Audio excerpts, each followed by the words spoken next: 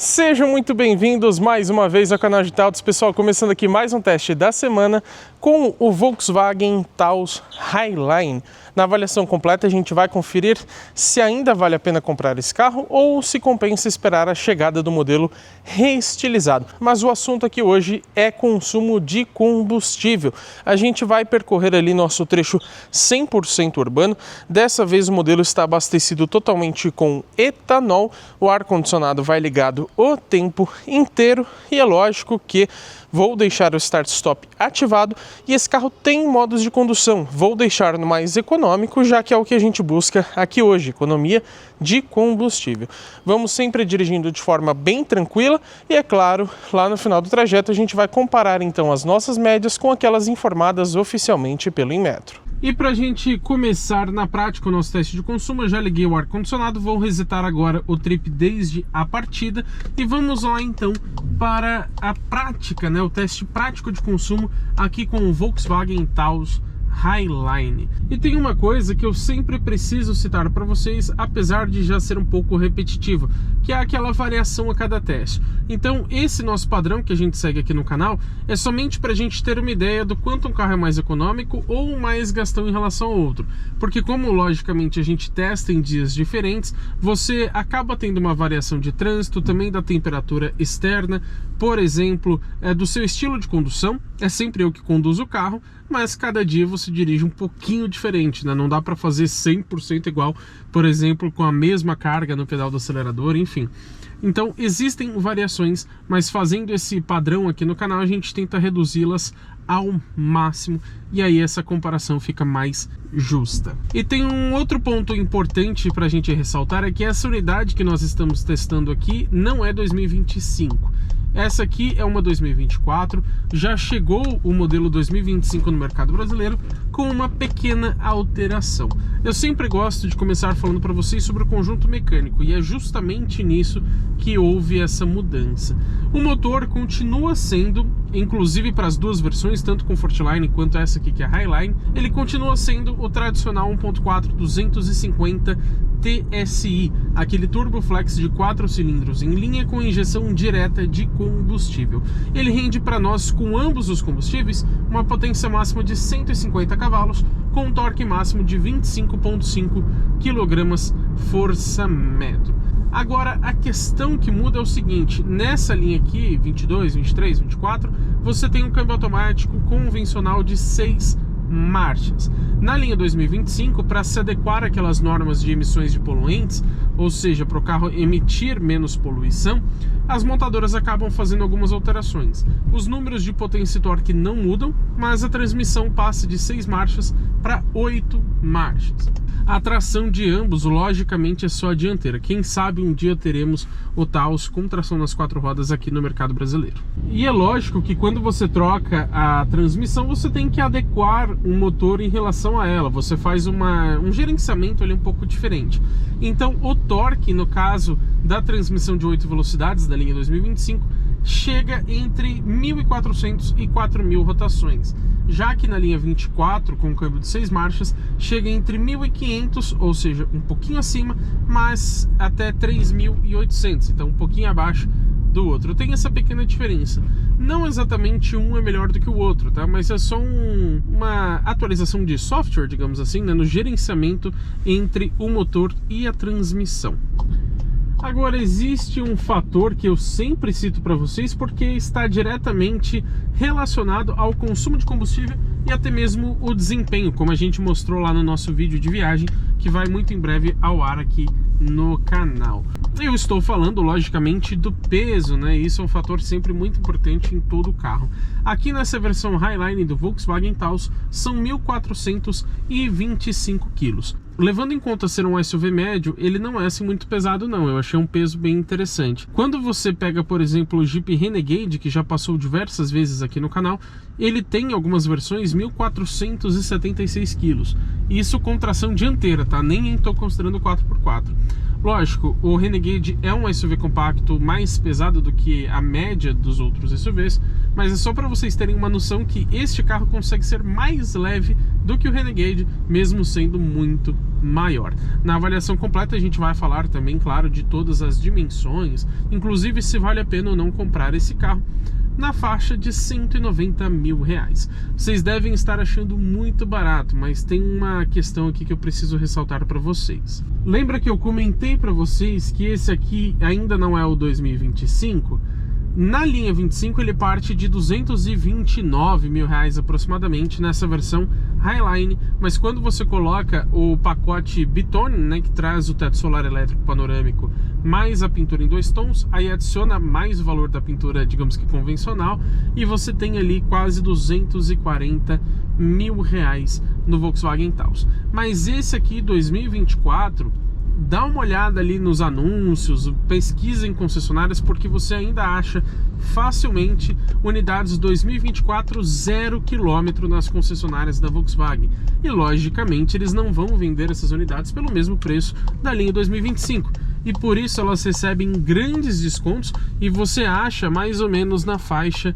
Vocês viram o pessoal jogando lixo para fora do carro, né? Não aprendem, né? Depois reclamam de enchente, mas enfim. Mas então você acha hoje esse Taos Highline já com os opcionais de pintura, teto solar, também a pintura em 2 tons, na faixa de R$185, R$195 mil, 0 km, como eu disse para vocês. Então pode ser que ele seja bem atrativo. Na avaliação completa a gente vai detalhar isso e dizer aonde compensa comprar o Taos e aonde não compensa nessa linha 24, ou até mesmo se vale a pena esperar o modelo reestilizado, que deve chegar também em breve aqui no mercado brasileiro, talvez até mesmo com uma outra motorização. Como eu disse para vocês no começo do vídeo, esse carro tem o sistema Start-Stop, que é aquele que desliga o motor em paradas rápidas, e aqui, buscando uma economia maior de combustível, a gente deixou esse recurso ativado. Você inclusive pode desativar ali pela multimídia, mas caso você não goste desse sistema, você vai ter que desativar toda vez que liga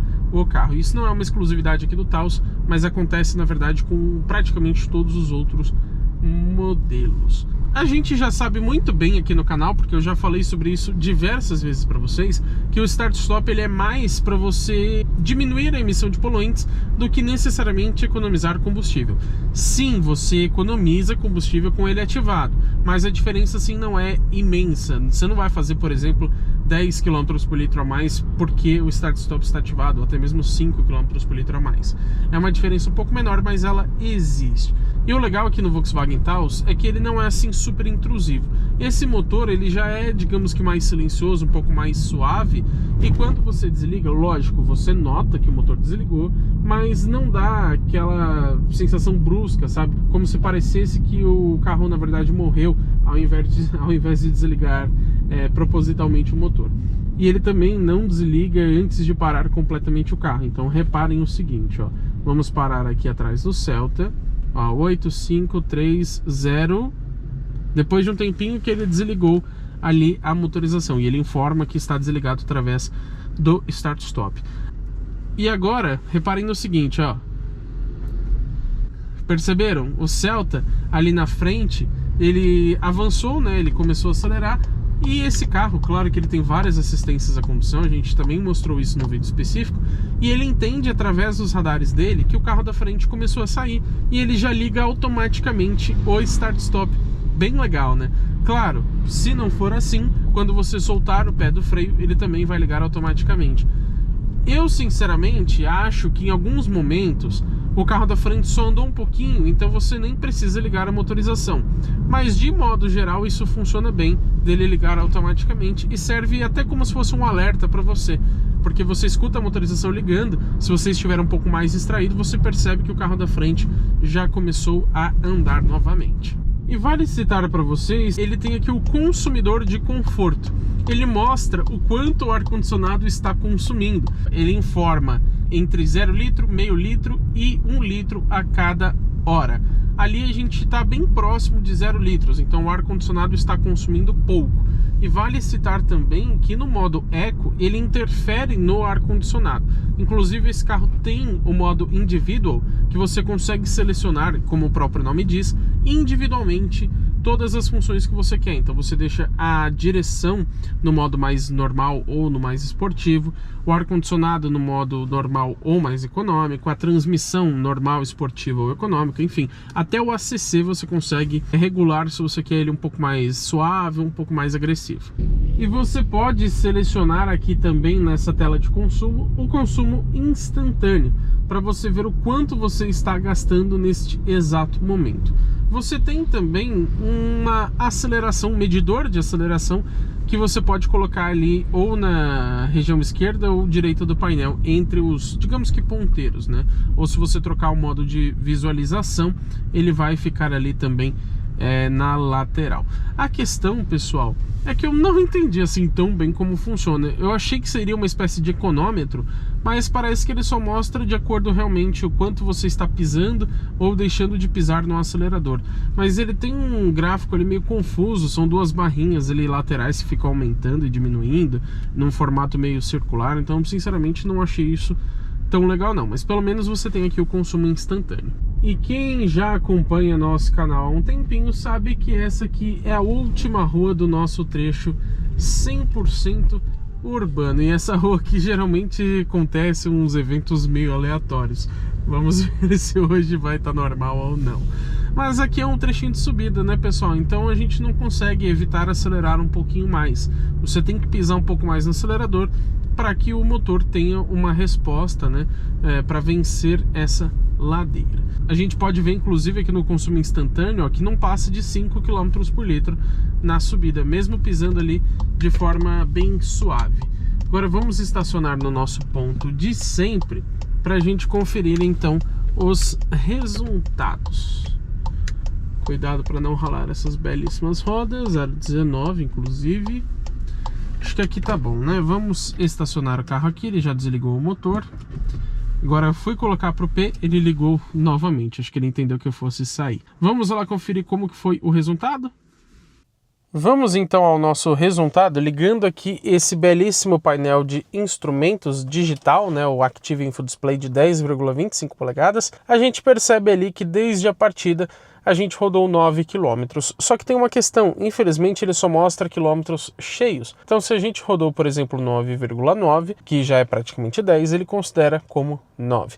E com base em outros carros que já passaram aqui pelo canal, a gente sabe que sempre fica entre 10, 10.2, 10.3. Agora, o tempo, na verdade, foi de 27 minutos. É que a gente gravou primeiro aqui os shorts, né, de consumo, e esse carro ele fica contando o tempo e também diminuindo a velocidade quando o painel está ligado, mesmo que o motor não esteja acionado, o que eu não acho que faz sentido. Mas enfim, na verdade foram 27 minutos, o que está acima do que geralmente fazemos aqui no canal, que fica em torno de 24, 25. A velocidade média também foi um pouquinho menor, foi na verdade de 21 km por hora, sendo que geralmente fica entre 25, 24 ou no máximo 26 também. Agora, o consumo, esse não muda, tá? Se o motor não estiver ligado, foi de 7,5 km por litro no etanol rodando na cidade, enquanto o Inmetro diz que em percurso urbano com etanol ele faz 7,6 km por litro. Ou seja, o nosso aqui foi praticamente igual, considerando aquela margem de erro.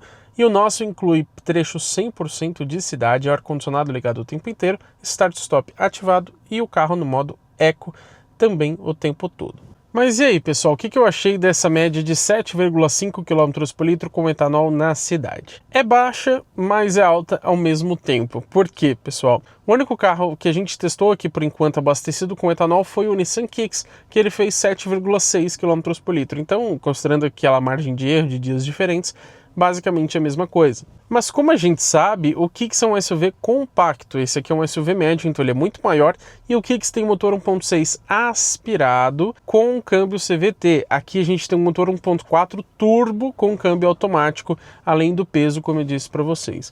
Então, levando isso em conta, eu achei um consumo realmente muito bom. Agora, por que eu disse que essa média, ao mesmo tempo, é baixa?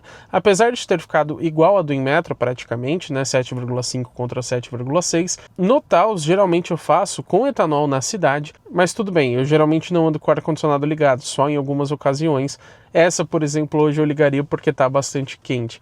Mas enfim, eu faço com ele entre 8,5 até 10,5 km por litro no etanol, se for uma condição um pouco mais favorável. Esse nosso teste de consumo urbano, a gente escolheu um trecho onde a gente pega retas, mas também bastante descidas e subidas. Então você tem uma variação grande, tem bastante semáforos, e mesmo com start-stop, você tem aquela desaceleração para parar, depois aceleração para retomar a velocidade. Então, por conta disso, o consumo às vezes fica um pouquinho mais baixo mesmo. E como vocês viram pelo tempo e pela velocidade, o trajeto hoje foi um pouquinho mais demorado realmente do que geralmente a gente faz. Então, se fosse um pouco mais rápido, por exemplo, do que o normal, certamente esse consumo teria sido um pouco melhor também, provavelmente na casa de 8,5, que é o que geralmente eu faço, pelo menos com esse carro na cidade e abastecido com etanol. Mas ainda assim, para um carro desse porte com motor 1.4 turbo, no etanol, achei uma média muito interessante. Mas agora que vocês já sabem a minha opinião, também quero saber a de vocês, então comenta aqui embaixo o que você achou desse consumo do Volkswagen Taos. E é claro, né, pessoal, se inscreva no canal e ative as notificações, porque teremos muito conteúdo legal com esse carro e também com todos os outros que passam pelo teste de uma semana aqui no canal GT Autos.